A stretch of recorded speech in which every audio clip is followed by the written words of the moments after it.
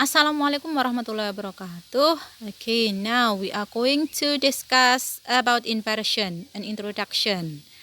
Nah, saya sebutkan sebagai pengenalan atau introduction karena ketika kita berbicara tentang kalimat inversi, maka akan banyak sekali polanya, baik word ordernya maupun sentence patternnya.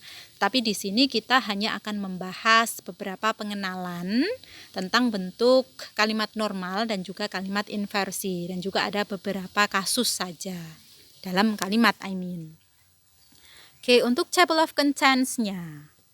The first is definition of inversion, yaitu definisi dari inversi. Dan standard sentence order, yaitu susunan kalimat normal. And then inverted sentence, kalimat yang diinversi. Kemudian inversion in question, yaitu kasus inversi pada kalimat tanya. Kemudian inversion after negative time expressions and phrase with no or not. Jadi kasus inversi pada kalimat di mana di situ ada penanda negatif, baik berupa kata atau ekspresi. And then about example of questions. Nah, yang paling akhir adalah tentang contoh soal, contoh dan juga pembahasan soal. Okay, now let's get started. Kita mulai dengan definition. Saya mengambil definisi inversion ini dari Kamus Cambridge. So, what is inversion? Inversion happen when something is changed so that it is the opposite of what it was before. Or when something is turned upside down. Nah, jadi inversion itu dikatakan inversi apabila sesuatu itu posisinya dibalik atau berlawanan dari sebelumnya. Nah, kalau kita ngomong konteks kalimat ini, maka ada konteks kalimat normal dan juga konteks kalimat inversi. Nah, inversi ini dikatakan inversi karena mengacu pada susunan yang umumnya dipakai, yaitu kalimat normal. Nah, atau when something is turned upside down, ketika sesuatu itu dibalik posisinya. Nah, gitu. Jadi posisi yang dimaksudkan di sini biasanya kan kalimat normal itu subject verb. Nah, ini ada inversi, maka verb itu bisa berpindah ke depan, ada penyebabnya, ada case-nya. Nah, ada cause-nya, sebabnya.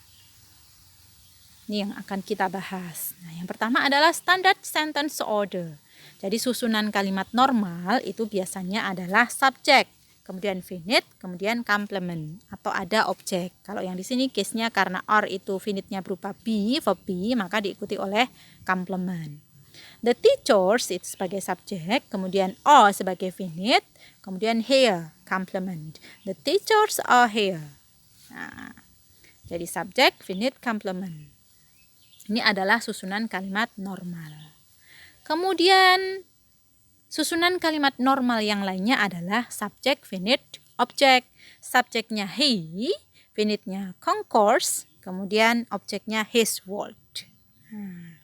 Dia menaklukkan dunianya. Ini adalah subjeknya he, finite-nya concourse, kemudian objeknya world, objek ya ini. Oke.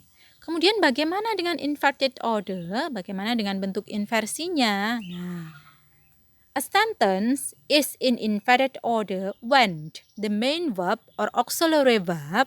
Nah, ketika kata kerja utama atau main verb atau kata kerja bantu auxiliary, misalnya am, is, are, was, were, have, has, had, do, did, can, could, may, might, should, will. Nah, ini adalah beberapa auxiliary. Comes before the subject. Nah, jadi inversi itu terjadi ketika dalam suatu kalimat yang biasanya diawali subjek, tetapi ini tidak. Kata kerja yang di depan duluan. Nah, jadi kata kerja yang datang sebelum subjeknya. Biasanya subjek datang baru kata kerja. Nah, ini kalau inversi, kata kerja duluan baru subjeknya. Ini contoh dalam kalimat. There are 3 elephants in our zoo. Nah, ini diawali oleh adverb there, posisinya di depan there. Ini sebab inversinya adalah karena there di depan. Maka subjeknya 3 elephants itu datang setelah finite. yaitu are. Are-nya jadi di depan. Kan 3 elephants are there awalnya gitu. Nah, karena ada there di depan, maka menjadi there are 3 elephants in our zoo. Ini kalau tidak diinversikan, 3 elephants sebagai subjek, kemudian are sebagai finite, there in our zoo di belakang. Tetapi karena ada there dipindah ke depan, maka menyebabkan inversi. Karena there itu adalah salah satu penyebab inversi. Nah, bisa dicermati ya. Jadi inversi itu tidak serta-merta terjadi kita bisa langsung mengubah kalimat normal menjadi kalimat inversi, tidak. Tetapi ada penyebabnya. Nah, ada kasus-kasus tertentunya, ada cause-nya dan juga case tertentu. Itu. Jadi dicermati ya, ini penyebabnya adalah there yang menyebabkan inversi. Nah, inverted order lagi. Ada auxiliary verb-nya datang di depan. Have you seen the new elephant? Di mana have sebagai auxiliary verb, subjeknya you, kemudian finite seen, the new elephant object. Nah, ini yang pindah ke depan tidak kata kerja utama, tetapi auxiliary-nya. Have you seen the new elephant? Nah, ini sebab inversinya karena ini adalah bentuk kalimat tanya. Nah, kalau kalimat tanya kan tidak subjeknya yang di depan, tetapi auxiliary-nya yang pindah ke depan. Ini kan bentuk normalnya, bentuk afirmatifnya, bentuk positifnya, pernyataannya adalah you have seen the new elephant. Kamu sudah melihat gajah yang baru. Nah, kalau dibuat pertanyaan, have you seen the new elephant? Sudahkah kamu melihat atau sudahkah kamu melihat gajah yang baru? Nah, karena bentuk pertanyaan maka diinversi. Kita sudah dapat 2 case ya. Case di mana karena there di depan maka terjadi inversi. Case yang kedua karena itu adalah kalimat tanya. Oke. Bisa dicermati.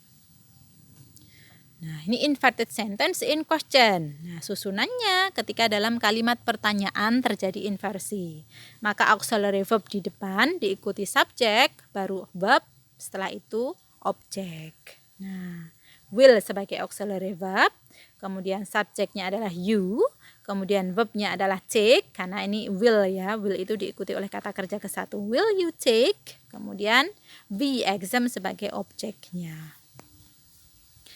You will take the exam. Ini adalah bentuk positifnya, afirmatifnya, statementnya. Kemudian karena dirubah menjadi kalimat tanya, maka menjadi inversi. You-nya datang setelah auxiliary. Auxiliary-nya adalah will. Will you take the exam? Nah, bisa dicermati. Nah, ini adalah contoh lainnya. The other examples. Did Lena go to the park yesterday? Nah, kan harusnya Lena went to the park. Karena ini tanya menjadi auxiliary-nya pindah ke depan. Karena when itu past, maka auxiliary-nya adalah did. Did Lena. Kemudian has she found her keys? Nah, harusnya kan she has. Karena pertanyaan menjadi has she found. Kemudian when did the Spanish conquerors come into the island? Nah, ini ada when, ada WH question di depannya, diikuti oleh bentuk pertanyaan. Maka setelah itu baru auxiliary did. The Spanish conquerors ini adalah subjeknya, come onto the island. Ini kan bentuk positifnya adalah the Spanish conquerors came. Nah, karena bentuk tanya menjadi did the Spanish conquerors come onto the island. Onto. Kemudian is she okay? Nah, ini is sebagai venitnya diikuti subjek she. Ini kan bentuk aslinya adalah she is okay. Jadi is she okay? Nah, ini venitnya kata kerja utamanya berupa kata kerja utama be pindah ke depan. Kemudian does your son get home safely? Nah, ini does-nya sebagai auxiliary, subjeknya your son. Aslinya kan kalimat ini kalau bentuk pernyataan positifnya adalah your son gets home safely. Karena menjadi kalimat tanya berubah menjadi does your son get home safely, mendatangkan auxiliary verb. Oke, bisa dicermati ya beberapa contoh yang lainnya. Kemudian ada smart notes. Nah, questions involve inversion between subject and verb. But remember, indirect questions have no inversion. Nah, jadi kalau dalam indirect, pertanyaan tidak langsung itu tidak ada inversi. Nah, ini contohnya, question, bentuk kata tanyanya adalah how long had you been in America? Nah, berapa lama kamu sudah di Amerika? Nah, kalau indirect question kan jadi gini, aku bertanya atau dia bertanya. Aku bertanya padanya, dia sudah berapa lama tinggal di Amerika? Nah, nadanya kan bukan nada pertanyaan, tetapi mengabarkan kalau tadi sudah bertanya. Makanya tidak diinversi. I asked him how long he had been in America. Karena diawali oleh klausa I asked him. Ini penanda indirect question. Kalimat tanya tidak langsung. Bukan not how long had he been. Kalau di dalam indirect question menjadi bentuk positif lagi, tidak dibalik, tidak diinversi. Nah, jadi kata tanya tidak langsung itu kan ketika tadi sudah tanya ke orangnya langsung, kemudian bercerita ke orang lain. Karena bercerita tadi aku tanya, dia sudah berapa lama tinggal di sana. Nah, kan jadi tidak bertanya lagi nadanya. Oke, bisa dicermati ya perbedaannya ketika bertanya langsung dengan ketika masuk dalam kalimat tanya tidak langsung. Oke, yang case yang kedua, di mana inverted sentence itu terjadi after negative time expression and phrase with no dan not. Nah, catatan yang pertama tadi ada inversi karena there di depan. Kemudian inversi pada bentuk kalimat tanya. Nah, ini yang ketiga, ada inversi ketika ekspresi negatif, yaitu expression time, pernyataan atau frasa yang menunjukkan waktu yang maknanya negatif, atau kata no not posisinya di depan, maka terjadi inversi. Oke, kita lihat contohnya. Negative time expressionnya adalah rarely. Nah, maka inversi karena rarely itu jarang bermakna negatif di depan. Seharusnya subjeknya he, dia diinversi didahului oleh auxiliary verb does. Nah, kemudian baru diikuti oleh subjek he. Setelah itu baru diikuti oleh finite-nya, yaitu verbnya walk. Nah, ini bentuk kalimat aslinya bisa jadi he walks. Nah, makanya muncul auxiliary does. Rarely does he walk. Baru diikuti adverb at night. Nah,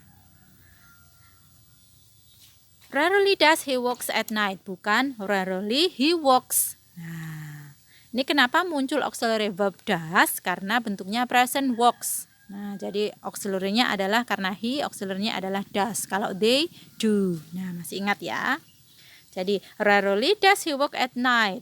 Karena rarely ini adalah time expression negatif, posisinya di depan kalimat. Maka kalimat setelahnya adalah inversi. Bukan rarely he walks, tetapi rarely does he walk. Oke, bisa dicermati ya. Ini adalah contoh lainnya, the other example. Untuk kasus ketika ada not atau no atau time expression yang bermakna negatif dituliskan di awal kalimat, maka diikuti oleh inversi. Oke, contoh yang pertama. Never have I made such a costly mistake. Nah, bukan never I have made, tetapi have I made. Never have I made. Nah, kemudian seldom have I felt so alone. Bukan seldom have I have felt, tetapi seldom have I felt. Nah, karena ada never dan seldom. Kemudian under no circumstances can you leave this house. Bukan under no circumstances you can, tetapi can you. Karena no circumstances. Nah, ada no di sini. Kemudian not only, ada not only will she have to study hard. Nah, bukan not only she will, tetapi not only will she. Nah, jadi ada not, ada no, maka inversi. Ada time expression yang bermakna negatif, never, seldom, maka inversi. Nah, bisa dicermati ya beberapa contoh penggunaan inversi untuk kasus yang ketiga dari penjelasan hari ini. Yang pertama kan tadi there, yang kedua question, kemudian yang ketiga negative time expression dan no atau not. Nah, ini ada smart notes. If these expressions or phrases come at the beginning of a sentence, jadi ketika beberapa frasa atau ekspresi ini dituliskan atau datang di awal kalimat, ada never, seldom, rarely, little, barely, only, recently, hardly ever, when, nowhere, or no account, no sooner, than, not only but also, in no way, under no circumstances. Nah, ini hardly ever, bla bla bla bla, when ini satu rangkaian, not only bla bla bla but also ini satu rangkaian, under no circumstances juga satu rangkaian. Nah, ketika ada frasa atau kata-kata ini datang di awal kalimat dan use inversion, maka pasti option yang paling tepat adalah bentuk kebalikan atau inversi. Contoh pertanyaan, hardly bla bla bla when a group of protesters started booing. Nah, ada kata hardly, maka option yang paling tepat adalah inversi.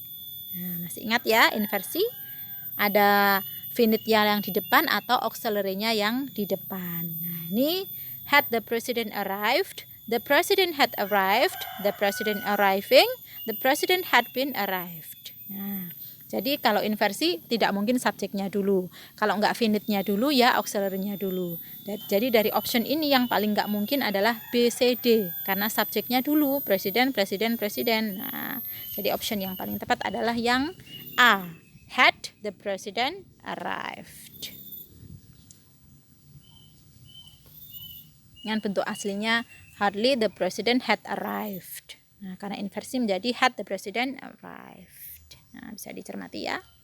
Kemudian contoh yang kedua, I asked them how long bla bla bla out for dinner tomorrow. Nah, ini ada klausa I asked them how long. Nah, ini pasti indirect question, kalimat tanya tidak langsung. Masih ingat ya catatan tadi? Kalau dalam indirect question, kata tanya tidak langsung, maka tidak ada inversi. Nah, jadi subjeknya tetap di depan, tidak auxiliary-nya atau finitnya. Dari option ini ada will they be, will they will be, dan they will. Jadi pengecohnya antara C dengan D, A dan B nggak mungkin karena inversi. Nah, kalau ada indirect speech atau indirect question, kata tanya tidak langsung kan tadi tidak mungkin inversi. Jadi A sama B nggak mungkin. Antara C dengan D. Nah, yang kita butuhkan mana? They will be atau they will. Nah, setelah blank adalah out. Ini bukan kata kerja. Out itu adverb, maka kita butuh be. Jadi option yang paling tepat be, be itu loh, verb be. Jadi option yang paling tepat adalah yang C, they will be. I asked them how long they will be out for dinner tomorrow. Jadi aku bertanya ke mereka, kira-kira berapa lama mereka akan di luar untuk makan malam. Nah, oke, bisa dicermati ya kapan terjadi inversi dan tidak, serta beberapa catatan tadi. Okay, so that's all about inversion. Jadi beberapa pengenalan tentang materi inversion dan juga 3 kasus utama yang kita bahas hari ini kaitannya dengan inversi. So thank you. And if you have question, silahkan dituliskan dalam kolom komentar atau kita kembali ke WhatsApp group. Okay, now time to practice. So see you guys. Wassalamualaikum warahmatullahi wabarakatuh.